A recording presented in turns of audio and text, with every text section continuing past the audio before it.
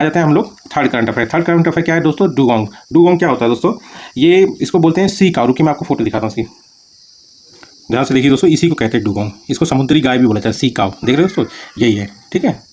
तो दोस्तों आप लोगों ने देख लिया डुगोंग है ना। डुगोंग है क्या है? तो इसको एक्चुअली दोस्तों बोला जाता है सी काऊ, और इसको कहा जाता है फार्मर ऑफ द सी भी कहा जाता है। इसका मैं रीजन अभी बताता हूँ आपको दोस्तों।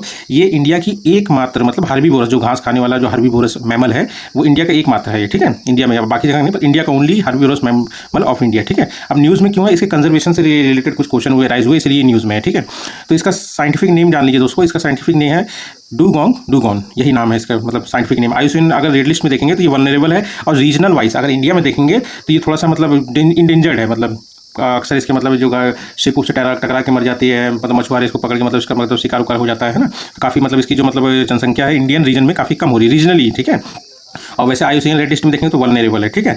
उसके बाद देखिए इसमें क्या है, ये कहाँ कहाँ पाया जाता है दोस्तों? तो इंडिया में ये गल्फ ऑफ मन्नार हो गया, जो कि मैं आपको मैप में दिखाता हूँ।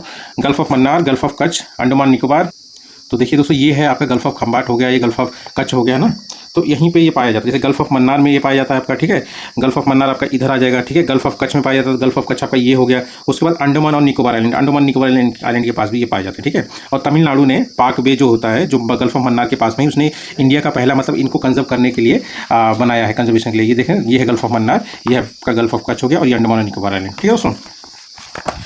अब इसके बारे में आप लोग जान लीजिए कि वाइल्ड लाइफ प्रोटेक्शन एक्ट में इसको क्या दर्जा दिया गया, तो शेड्यूल 1 में, मतलब इसका शिकार नहीं हो सकता, इसको मतलब हाईली प्रोटेक्टेड बनाया गया है इसके तहत, ठीक है। और इसी को मतलब संरक्षित करने के लिए वर्ल्ड डुगोंग डे भी मनाया जाता है, जो कि 28 मई को है, और इसीलिए थोड़ा न्यूज़ में भी है, ठीक है। और ध्यान रखना दोस्तों, ये समुद्र के नीचे जो घासें होती है ना, जो अगर नहीं खाएंगे तो बहुत लंबी हो जाती है, उन्हीं को खा के ये रहता है। ये सिर्फ और सिर्फ वही सी ग्रास खाता है, ये पूरा नहीं खाता है, थोड़ा सा छोड़ देता है, वो फिर ग्रो होती है, फिर खाता है, फिर छोड़ देता है, क्योंकि उसमें न्यूट्रिएंट्स की कमी रहती है ना, इसलिए कितने टन खा लेता है इकट्ठे, ठीक है। और बहुत जल्दी जल्दी ग्रो भी होती हैं, उन्हीं का संरक्षण भी ये करता है ना।